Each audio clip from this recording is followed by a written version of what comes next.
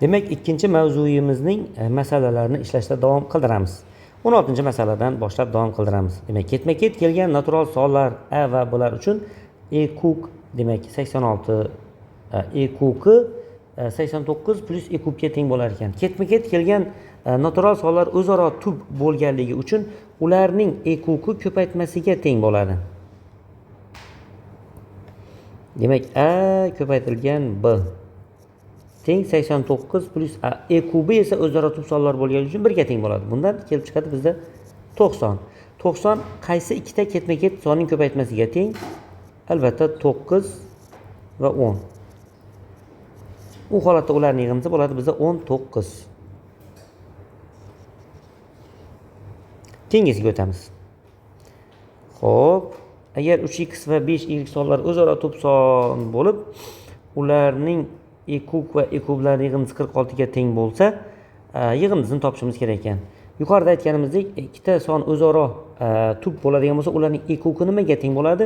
Ko'paytmasiga, ya'ni 3x ko'paytirilgan 5y plus ularning kubi esa 1 ga teng bo'ladi. Teng 46. Bundan 15xy teng 45 ga va xy teng, demak bizda bo'ladi 3 ga. Bu holatda nima bo'lishi mumkin bizda? X'imiz 1 ga, y'imiz 3 ga teng bo'lishi mumkin. Bundan kelib chiqadi nima? 3x'imiz 3 ga, 5y'imiz bo'ladi 15 ga. Bular esa o'zaro tub sonlar emas. Shuning uchun bu o'ylagan fikrimiz bizda bo'lar ekan noto'g'ri. Ikkinchi holatda o'ylaymiz. X ni 3 ga, y ni esa aksincha 1 ga.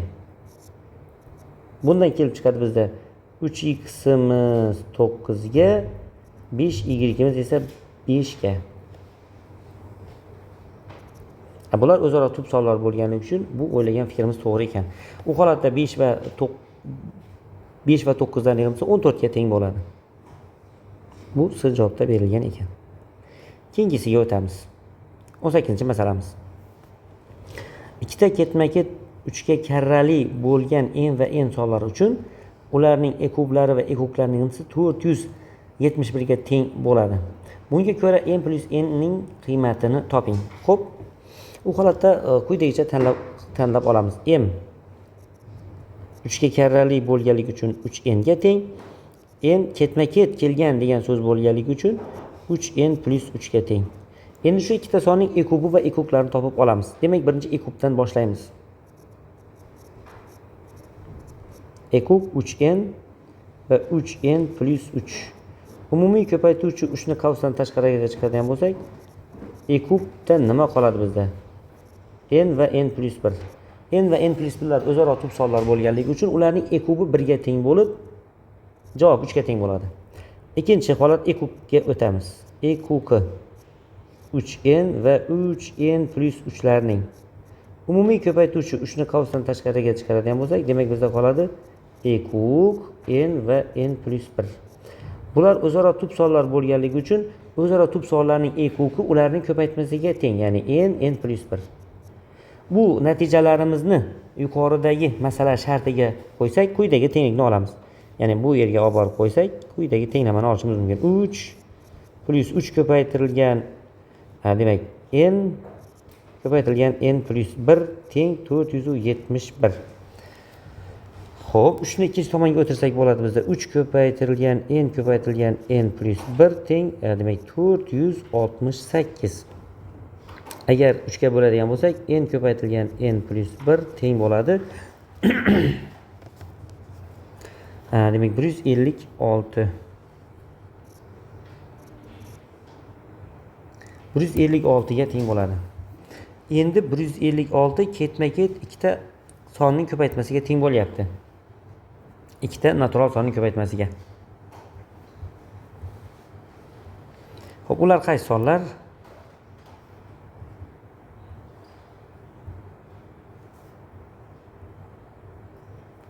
Ular qaysi sonlar? 12 va 13 larni olsak bo'ladi. Demak, n teng 12 kelib chiqadi. n teng 12 ekanligidan bizdan kelib chiqadi xulosa m bu yerda k deb olsak chiroyli bo'lardi. Ikkalasiga ham k ni qo'yib n ni qo'yib ketganmiz. K hammasi k xullas kalom ustozlar.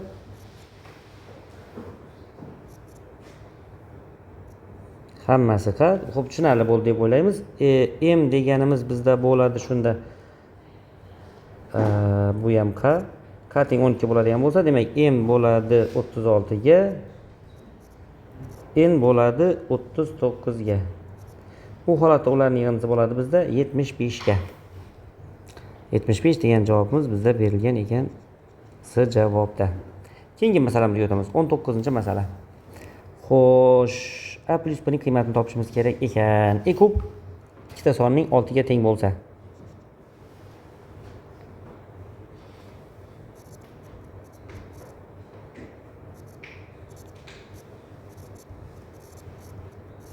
Bu bizga nimani beradi? A deganimiz 6x ga, b deganimiz demak 6y ga teng ekanligini bildiradi. Ular esa o'zaro demak tub sonlar. Xo'sh.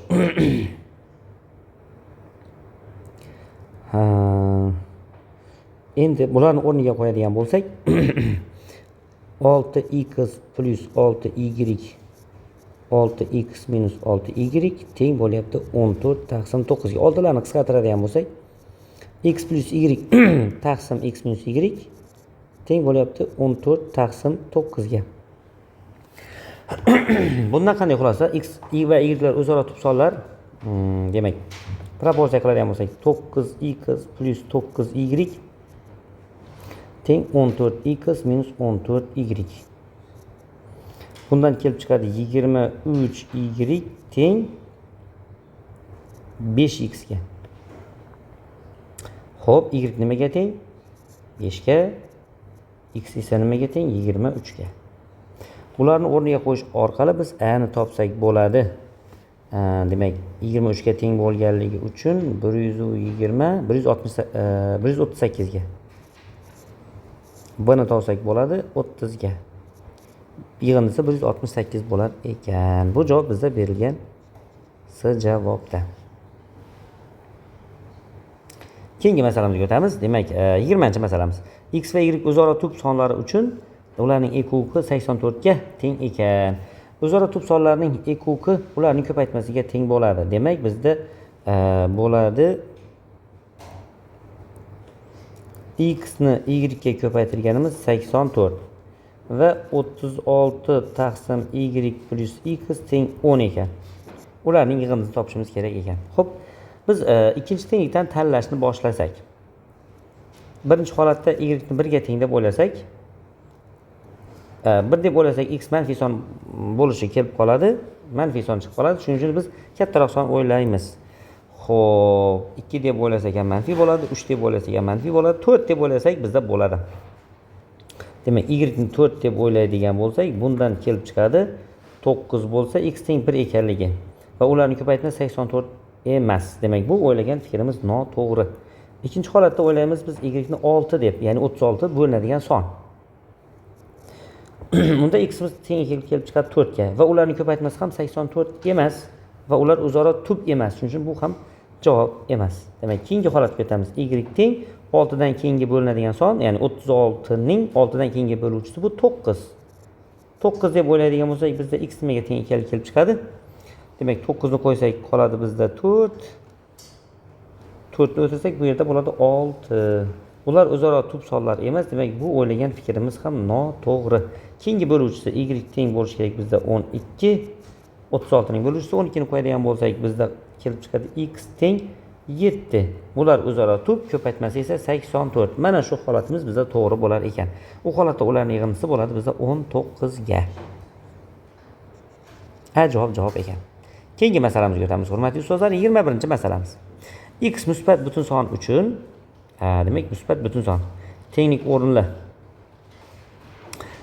X soni necha xil turli qiymatlarni qabul qilishi mumkin? Xo'p.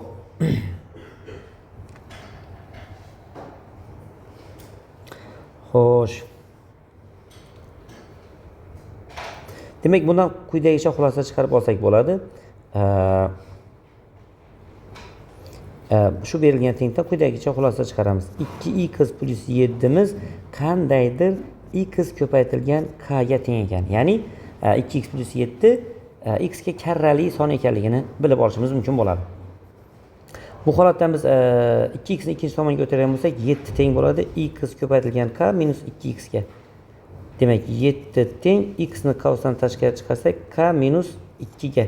Bundan x nimaga teng ekanligi kelib chiqadi? 7 taqsim k minus 2 ga. Xo'p, bu yerda demak x'imiz ya'ni k ni shunday tanlashimiz kerak. Bu yerda kasr butun son bo'lishi kerak. Qanday bo'lishi mumkin? K teng 3 bo'lganda x kelib chiqadi, demak 7. Bunday bo'lishi mumkinmi? Bo'lishi mumkin.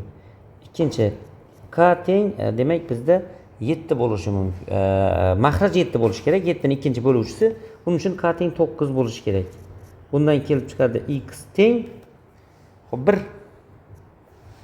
Ikkita holat mavjud ekan. X teng 7 bo'lishi mumkin ekan, x teng 1 bo'lishi mumkin ekan. Demak, bu javob bizda berilgan ikkita holatda deganimiz bu javobda berilgan ekan. Keyingi masalamizga o'tamiz. A, B, C natural sonlari uchun demak quyidagi tenglik o'rinli, ularning ekobi esa 3 ga teng. Ular yig'indisini hisoblashimiz kerak ekan. Xo'p. E kub 3 ga teng degandan quyidagicha tenglikni yozib olamiz. A teng 3x, B teng 3y va C teng 3 demak z. Bu yerda o'rnlariga qo'yish orqali x va y o'zaro tub sonlar, y va z ham o'zaro tub sonlar bo'lishi kerak. Uchalasi ham x ga 3 ga bo'lingan son va boshqa umumiy bo'luvchiga ega bo'lmasligi kerak. O'zaro tub bo'lishi shart emas ekan. Ularni o'rniga qo'yish orqali quyidagi tenglikka ega bo'lamiz. 4x teng 7y teng 2z ga bu yerga qo'yish orqali. Xo'sh. Bu tenglik o'rinli bo'lish uchun y o'rniga 4 ni qo'yishimiz kerak. X o'rniga 7 ni qo'yishimiz kerak. Z o'rniga 14 ni qo'yishimiz kerak. Y ning 4 ekanligidan B ning 12 ga teng ekanligi kelib chiqadi. X ning 7 ga teng ekanligidan A ning 21 ga teng ekanligi kelib chiqadi. Z ning 14 ga teng ekanligidan C ning demak 42 ga teng ekanligi kelib chiqadi. Ularning yig'indisi esa bizda bo'ladi. Demak 75. 75 degan javobimiz bizda berilgan ekan bu javobda. Keyingi masalamizga o'tamiz. 23-masala. X va y natural sonlari uchun e kubi 5 ga teng ekan. E kubini 16 ga ko'paytirganimiz yig'indisini 63 ga ko'paytirganimizga teng ekan. X va y natural sonlarning e kubi 5 ga teng degani qanday xulosa beradi bizga? X'imiz 5a, xo'p, y'imiz esa 5b. Keyingi tenglikka o'tamiz endi. Demak 16 ko'paytirilgan e kuk 5a va 5b teng 63 ko'paytirilgan 5a plus 5b. Bu 16 ko'paytirilgan nimaga teng bo'ladi? 5 ko'paytirilgan a ko'paytirilgan b ga. Ikkinchi tomonimiz 63 ko'paytirilgan 5 ni qavsdan tashqari chiqadigan bo'lsak a plus b ga. Xo'p, 5 larni qisqartiradigan bo'lsak 16 ko'paytirilgan a ko'paytirilgan b 63 ko'paytirilgan a plus b. Bu yerda a va b'lar o'zaro tub sonlar. Shu tenglikni qanoatlantiradigan tub sonlarni demak tanlab olishimiz kerak bo'ladi.